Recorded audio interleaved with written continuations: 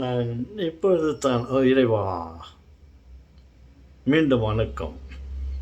தோஸ்திரம் ஆராதனை உமைக்கு முதல் கண் வணக்கம். நன்றிடா என் செல்வமே. இறைவா, நான் உன்னை போற்றுகிறேன், உண்மை வாழ்த்துகிறேன். நீ நல்லா இருக்கணும். மீண்டும் உனக்கு நன்றிடா. உன்னை நான் படைத்ததே அதுக்காகத்தான். நீ என்னை போற்ற வேண்டும், என்னை புகழ வேண்டும், என்னை ஆராதிக்க வேண்டும் என்ற ஒரு சுயநலத்தோடு நான் உன்னை படைத்தேன். என் எண்ணங்கள் வீண் போகவில்லை.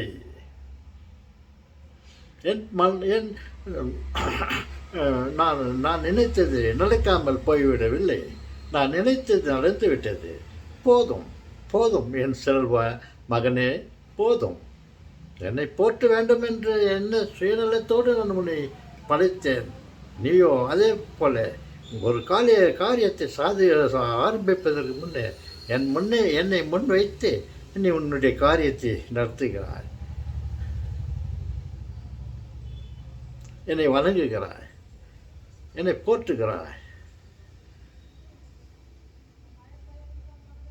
நன்றி. நான் உனக்கு நன்றி செல்கிறேன் என் செல்வமே. நான் உனக்கு என்ன வேண்டுமோ அதை நான் செய்கிறேன்.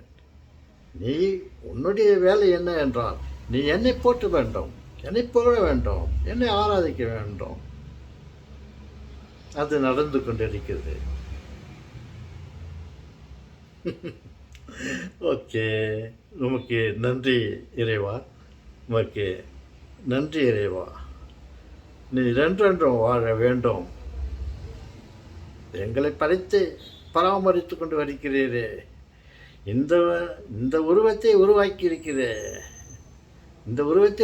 இருக்கிறீரே, உனக்கு என்ன ஒரு பெரும் தன்மை. என்னை நினைத்து என்னை படைத்திருக்கிறாய் இறைவா, உமக்கு நன்றி. நான் என்றுமே உம்மை போற்ற வேண்டும், உம்மை புகழ வேண்டும், உம்மை ஆராதிக்க வேண்டும் என்று ஆசைப்படுகிறேன்.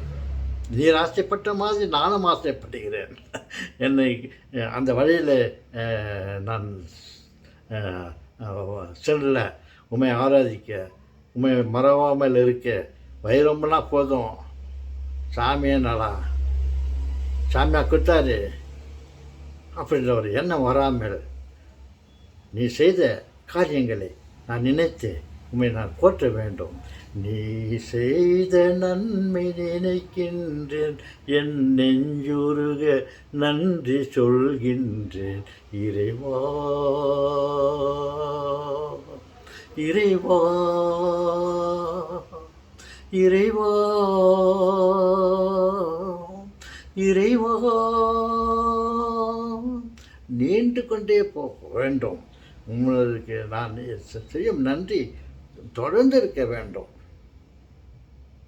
அதற்கு அருள் புரியுங்கள் தந்தையே. போதும். தாத்தா, என்ன தாத்தா, நீங்கள் பிடிச்சதை பிடிச்சிங்க, கொயாக்காவை பிடிச்சிட்டீங்க.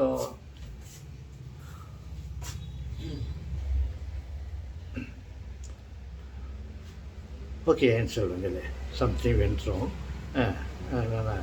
தொடர்ந்து வினாடிகள் பேசிவிட்டு நான் முடித்து கொள்கிறேன். பாருங்கள், இந்த காற்றை நாம் நமக்கு சாதகமாக இயற்கை படைத்ததை அது போகும் திசையிலே தான் நான் போய் கொண்டிருந்தோம். ஒரு கப்பலை பாருங்கள், ஒரு போட் படகை பாருங்கள், அது போகிற திசையில் தான் அது போய்கொண்டு இருக்கோம், காற்றடிக்கும் திசையில் தான் போய்கொண்டு இருக்கோம். அது நாம் விருப்பம் போல் அதை போக நாம் கடவுள் கொடுத்த ஞானத்தை பயன்படுத்தி கொண்டு பாருங்கள், ஒரு கப்பல் போகிறது என்றால் அது மின்சாரத்தையோ சில அழுத்தும் சக்தியை பயன்படுத்தி கொண்டு நமக்கு தேவையான இடத்துக்கு நாம் செல்லக்கூடிய அளவில் நாம் நமது இயற்கையை பயன்படுத்தி கொள்ளலாம். பாருங்கள், அதே போல தான் விமானம் கூட நம்ம அந்த காற்று நாம் சொல்லிக் கொண்டோம் காற்றலை திசையிலே தான் போய்கொண்டு இருக்கிறோம் என்று. பாருங்கள், அந்த விமானத்தில் காற்றாடியை பயன்படுத்தி கொண்டு நமக்கு எந்த திசையில் வேண்டுமானாலும் அந்த விமானத்தில் அந்த மின்சார காற்றாடியை பயன்படுத்தி கொண்டு நாம் எதிர் திசையிலும் வேறு திசையிலும் நாம் நினைத்த இடத்துக்கு நாம் போக நமக்கு கடவுள் ஞானத்தை கொடுத்திருக்கார். பாருங்கள், ஒரு காற்றாடியை பயன்படுத்தி கொண்டு அது விமானத்தை எந்த திசையில் வேண்டுமானாலும் மேல் திசையிலும் போகலாம், பக்கவாட்டிலும் போகலாம். ஓகே சொல்லுவாங்களே, நான் இப்பொழுது வேறு ஏதோ ஒரு வேலையாக போக இருக்கிறேன். அதற்குரிய இதை அடிப்படையாக முடித்து கொள்கிறேன்.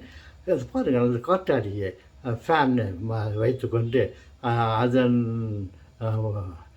நம்ம அதை கட்டுப்படுத்தி கொண்டு நமக்கு தேவையான சாதகமான வழியில் நம்ம அதை பயன்படுத்தி கொண்டு போகலாம்.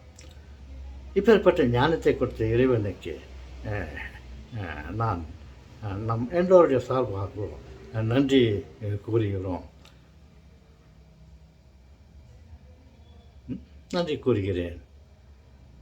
இந்த மாதிரி எத்தனையோ விதமான ஞானத்தை கொடுத்த இறைவன் தொடர்ந்து நமக்கு ஆசிரியை கொடுப்பா என்ற ஒரு நம்பிக்கையோடு நான் இதை முடித்து கொள்கிறேன்.